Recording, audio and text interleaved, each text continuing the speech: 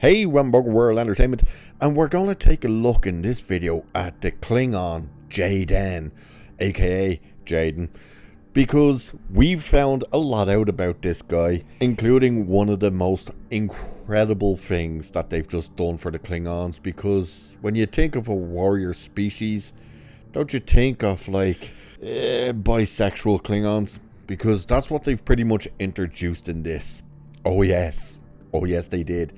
We have the Klingon warrior, who's not actually a warrior, but is a warrior because his heart is that of a warrior's, but it's not truly of a warrior's, which makes him more of a warrior than being a warrior. That's how I had to try and say it in the review. Did you follow it? No, it's okay. I didn't follow it either when they brought this up, because it was like, wait, what? It's insane.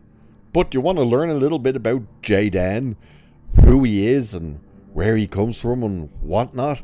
So, Jaden Craig was a male Klingon Starfleet cadet in the 32nd century. His name meant he who crosses oceans of fire. Okay, brace yourselves, people. Brace yourselves. Now, I had this problem with some of the other characters in some of the other episodes. There's things that are said so quickly and randomly that you miss them.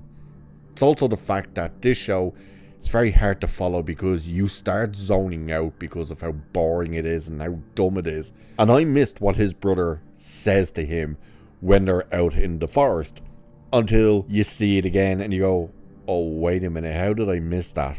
Get this. Hailing from the house of Crag, Jaden was the son of Lavanna and, here it comes people, had two fathers, Dracol and Enoch.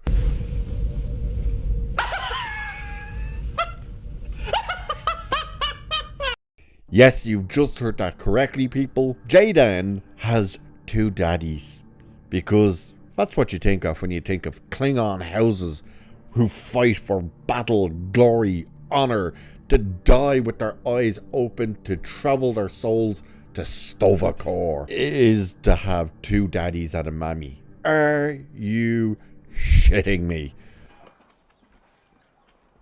Fuck. Holy hell. So, due to the burn bringing the Klingons to the brink of extinction, by the way, for the guy who's been commenting in the review saying how stupid I was and how I should really watch the show before I review it, who is determined to say nowhere did they say the Klingons were close to extinction. They said it multiple times in the episode. Not just that, but it was also a part of the goddamn synopsis of the episode. Here it is right here, in clear as day. Due to the burn bringing the Klingons to the brink of extinction, his family were refugees, as were every other bloody Klingon. Jaden's parents, that's right, parents as in two daddies and a mammy, would sing Jaden and his older brother Tar to sleep with the myths of Kales, the unforgettable, and the refugee camps which gave them comfort. I also want to point out, and I said this in the review, how many times they missaid Kales, because his name is Kales. And what did they kept calling him in the episode? Kailash. His name's not Kailash, it's Kales. Do you know what the irony is, people? The day I watched that bloody episode, saw all the mispronouncing of Kales and even Kronos. They missaid Kronos multiple times. I turned on TNG on the TV later that day. What episode was it in TNG? Yeah, it was the episode Kales Returned, where you hear every character, including Kales himself, say his name as Kales, not Kailash. It is true. Kalis has returned.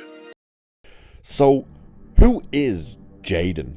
Or what's his actual deal? Because you can see they're trying to say he's meant to be joining Starfleet to be a scientist. And yet, we have not seen him do any science. In fact, we saw him get nervous and a little scared of a guy sneezing beside him. Yeah, that happened in episode 3. It was like, okay, Now we find out in episode 4 that he's petrified of public speaking. So it's like, if you're going to become a scientist, obviously you want to have cures for things and all this type of stuff. You realize you'd have to give seminars on all of this stuff. How are you going to do that if you can't even speak to your fellow students? And it was insane. His dialogue and the way he has to put out the dialogue is also a massive issue, because they're obviously doing some voice manipulation to make his voice sound deeper and more rugged, because the guy playing him is very much not that. He's, hey, I'm such a Klingon. He's that way. And once you hear that they did it with his voice, in episode 4 when you meet his family, you realize they did it with all their voices. And it was coming off incredibly badly. Doesn't work. But because they do that, they have to get him to talk incredibly slow. And the problem with that is, he sounds like a Klingon who grew up drinking floor polish or something. He sounds like he's slow in the head, and he's not. But it's just crazy that it's like, why do you do that? I also love, by the way, just off topic, that they introduced a white Klingon into episode 4, and we know exactly why they did that. It's because they hired a white actor to play that Klingon. You know, they were petrified to put that dude in what they would have seen as blackface, because every actor that has played Klingons, like almost every actor, were white people. And you know, every now and again they did get, of course, black actors to portray the Klingons as well, like Michael Dorn and of course Tony Todd and all these things, but the majority of them were white actors. Now they've added a white actor to play a Klingon in this, and they were like, yeah, we're not really going to stick him in blackface. So all of a sudden you get a white Klingon. It was so stupid. But Jaden is like petrified of so many things, and he's such a strange Klingon. He likes bird watching and science, and even his parents, two daddies and his mammy, knew this, but they were still trying to convince him to become a warrior. And this whole episode was so strange in episode 4, when they're trying to convince you, the audience, that yes, he is a Klingon that values the Klingon tradition, even though everything he says and does goes completely against Klingon tradition. It's so insane. So, like, you have him going out on the hunt. He wants to go on the hunt, but he doesn't want to actually hunt anything. It's like, wait, what? He won't eat pepperoni. He's given a slice of pepperoni pizza, okay? Caleb gives that to him in the 4th episode, and he starts taking the pepperoni off the pizza. And when Caleb questions him about, like, why are you taking it off, he says he doesn't eat anything that didn't die in a fair fight. Right. That's not how even Klingons operate. Klingons do not only eat that which they hunted, you know. Especially if you watch Discovery, because they seem to forget that Klingons turned into cannibals in that. So why isn't Jaden just eating anything and everything? And if he's not eating anything that wasn't killed in a fair fight, he must be pretty much starving at Starfleet. So it's so strange. But this is the thing, like, where he's sticking to what is meant to be their tradition in this, which isn't a tradition at all. There's a stew that he's handed by Caleb that he can't eat because it's a warrior's stew. You know, only someone who is a true warrior can eat it. So he doesn't eat it. By the end of the episode, he's eating it because he did nothing, but they told him, hey, you actually are a warrior because you came up with an idea and stuff like it. And you're like, this is where you get to that confusing part where Jaden, we are told, is a warrior, but completely is not a warrior, is against being a warrior, but wants to be a warrior, tells you he's a warrior, but isn't a warrior, but because he's not a warrior, makes him a real warrior.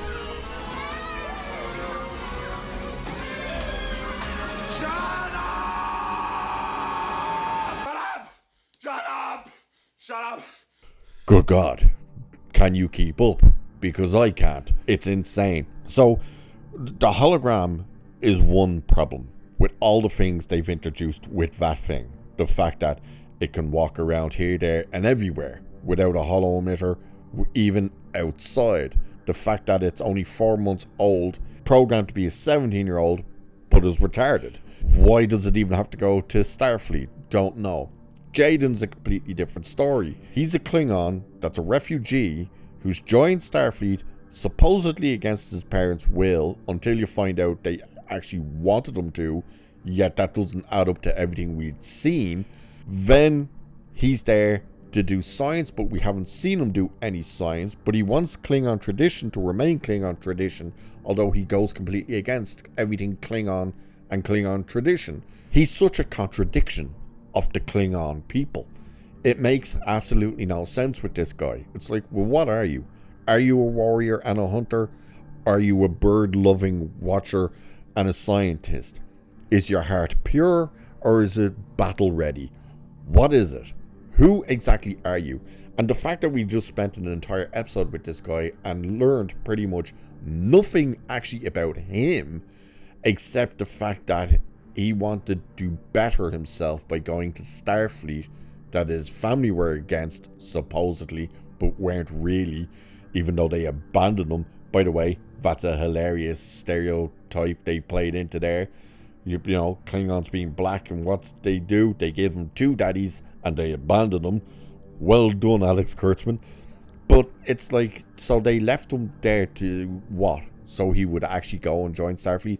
How would you know he would get there? Because he didn't have a ship to get off this planet they were on. So there's so many contradictions. And as I said, the fact that he's meant to be this warrior that's not a warrior, goes against Klingon tradition but upholds Klingon tradition, he's such a contradiction. He's such an idiotic version of a Klingon. And what they're trying to do and say with these characters just isn't working.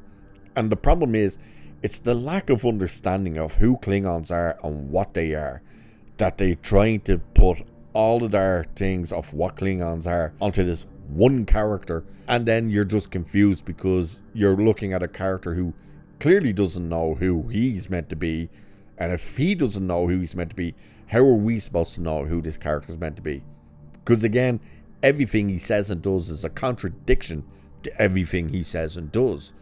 I can't do public speaking. All of a sudden, he's the uproaring voice for the Klingon Empire in public speaking. He talks so slow because they have to do the thing on his voice, but it makes him sound so stupid. Although he's meant to be incredibly intelligent. He's not a warrior, but he is a warrior, but isn't. And we're not going through that again. To the point that when he was handed a weapon, or was told he would soon gain a weapon for a hunt, when he's with his family, his first reaction is, I don't want a weapon. To the end of the episode, when he's handed the bow, and he takes it proudly and with honor. And it's like, this is, once again, is a complete contradiction. He didn't want any weapons because he doesn't want to reflect that end of the Klingon heritage. Yet he's so abiding by the Klingon heritage. And then by the end of it, he's taken the bow proudly, even though he doesn't want to be a warrior. It's so ridiculous. Doesn't make sense. But that is Jaden Cragg of the House of Cragg, who are refugees with a mammy and 2 daddies and a little brother. By the way, the brother died and had red blood. Figured that one out. So that's our whole thing about Jaden. I'm probably going to do these videos for all these characters the more we learn about them, because they are so ridiculous. And it's just like, wow, you really don't know what you are doing when you are writing these characters. So if you've seen at least episode 4, let me know. Did you even catch the whole thing of fathers, i.e. he has 2 fathers? Let me know what you think. If you're only seeing these videos and you're not watching the show, what do you think about Klingons now having 2 daddies and a mammy? Good God. With that, I shall leave it there for this one. So do like, share, subscribe, hit the hype button, check out memberships, all that good stuff. You know the drill. Cheers, and I shall catch you in the next one. So long, gay boys. Wait.